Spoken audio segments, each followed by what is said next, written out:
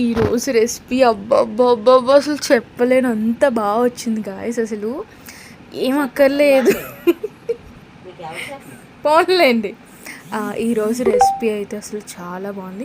చాలా simple process, ఏం లేదు. మీ దగ్గర 3 వంకాయలు ఉండి 2 ములక్కాడలు ఉంటే, కొంచెం ఉప్పు, కారం, పసుపు, నూనె, పోపు దినుసులు ఉంటే అయిపోతే చాలా బాగుంటుంది.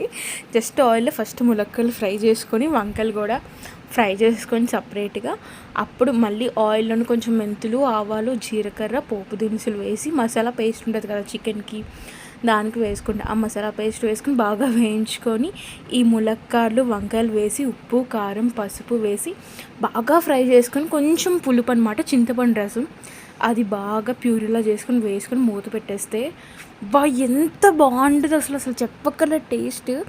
గుత్తి వంకాయ కానీ లేకపోతే పులుపు కారం కాంబినేషన్ ఎవరికైనా కొంచెం నచ్చితే బాగా చేసుకొని తినచ్చు. వేడి వేడి అన్నంలో నేను నెయ్యి చుక్క కూడా నేను చాలా 2 డ్రాప్స్ వేసుకున్నాను, ఎందుకంటే నెయ్యి కూడా కలలేదు, అంత బాగుంటుంది. డెఫినెట్గా ట్రై చేయండి, ఓకేనా. డీటెయిల్ రెసిపీ కావాలి